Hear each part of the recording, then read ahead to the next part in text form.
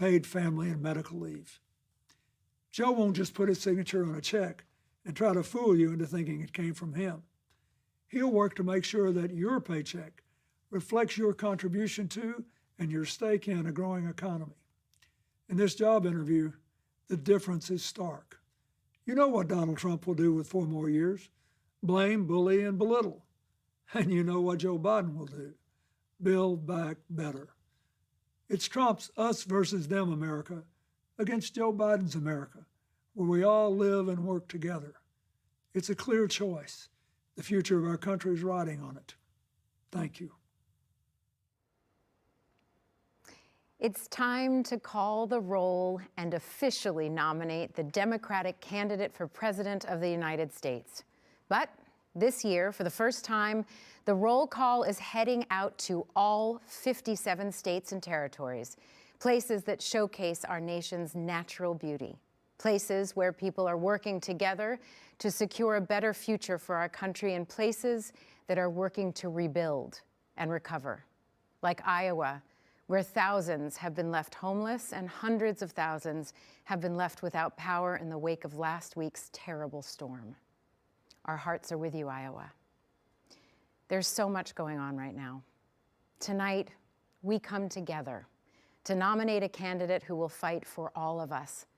The convention delegates will do the official nominating, but you can join them in supporting Joe Biden. Text JOIN to 30330 to get involved. And now, the chair of the Democratic National Committee, Tom Perez.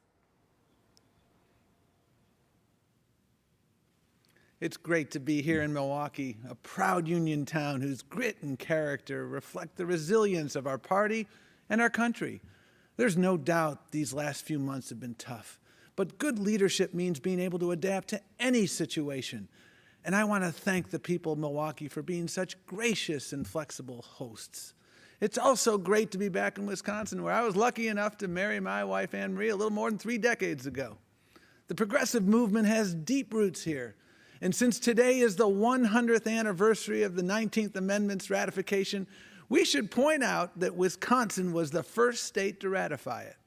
What's more, in its one-word motto, forward, Wisconsin captures something so important about America. The way that no matter what challenges today brings, we always believe a better future is possible. That's what my parents believed when they emigrated to this country nearly a century ago, fleeing the iron fist of a brutal dictator in the Dominican Republic. This nation welcomed them with compassion, and they quickly learned that their hope of building a better life through hard work was shared by generations of Americans. Indeed, every American story is a story about that hope, that sense of possibility. It's what unites us, defines us, and it's what sustains us now.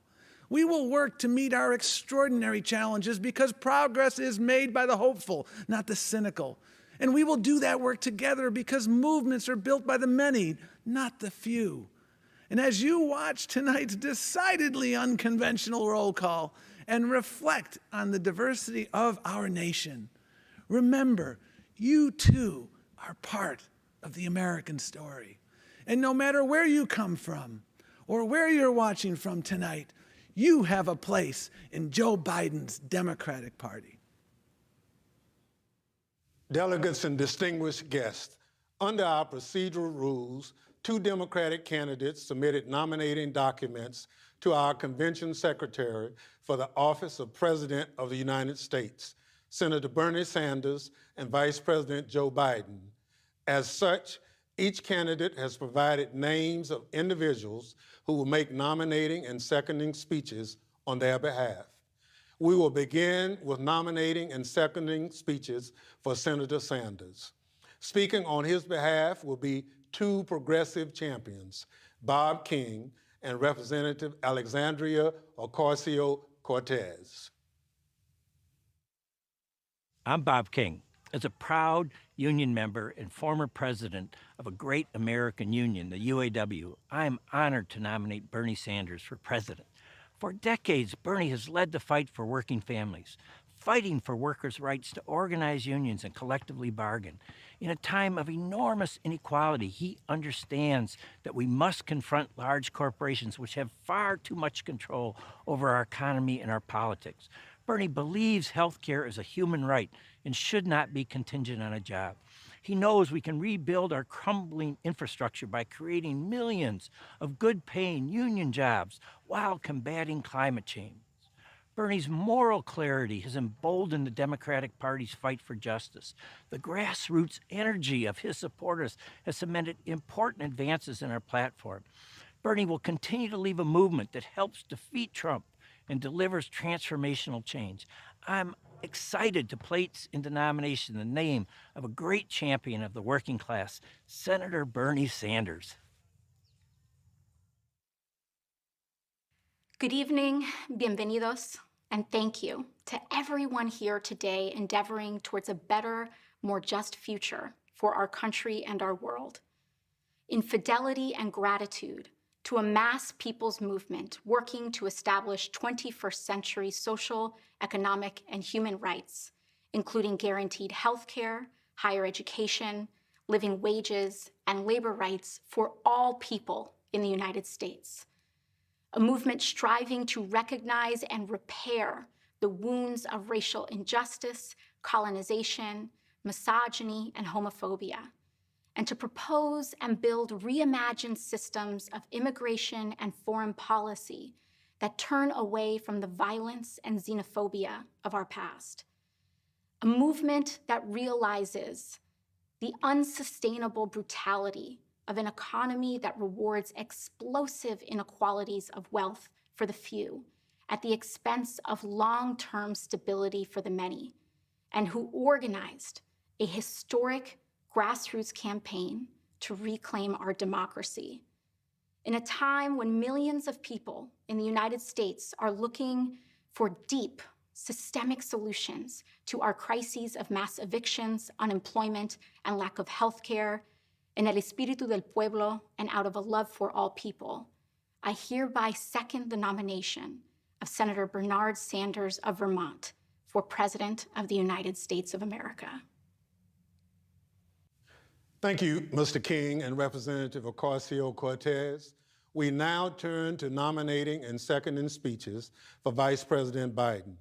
In a moment, we'll hear from Senator Chris Coons, who holds the Delaware Senate seat once held by the Vice President, and Representative Lisa Blunt Rochester, my colleague in the House. But first, we'll hear from Jacqueline Asby, a working American who met Joe Biden in a most unexpected place, the elevator where she worked. I take powerful people up on my elevator all the time. When they get off, they go to their important meetings. Me, I just head back to the lobby. But in the short time I spent with Joe Biden, I could tell he really saw me, that he actually cared, that my life meant something to him. And I knew, even when he went into his important meeting, he'd take my story in there with him. That's because Joe Biden has room in his heart for more than just himself. We've been through a lot, and we have tough days ahead. But nominating someone like that to be in the White House is a good place to start.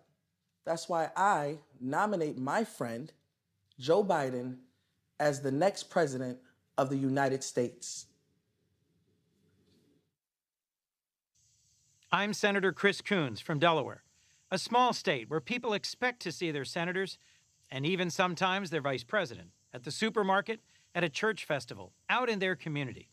Joe fights for us because he knows our struggles and hopes. He knows the pain of loss and the worries of working parents. And he's always brought that same personal concern he showed for Jacqueline to getting things done as our senator and then as President Obama's vice president. Joe's tackled gun violence and climate change. He stood up to dictators and supported our troops.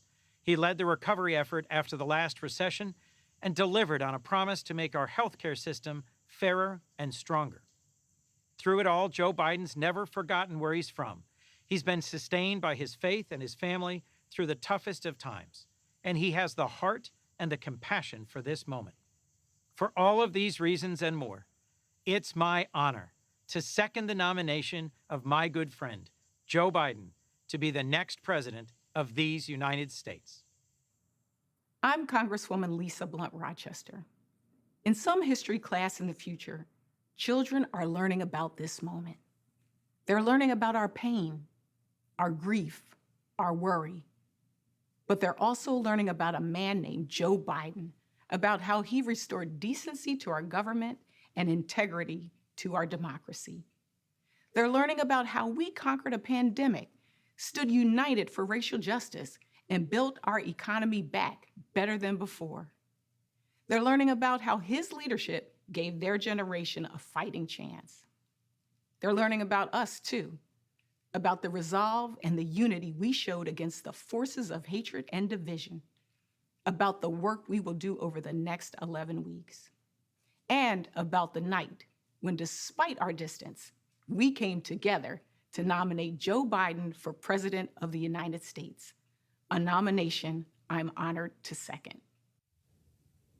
Thank you all. Pursuant to our convention rules, we'll now proceed to a roll call by states on the selection of our party's candidate for the President of the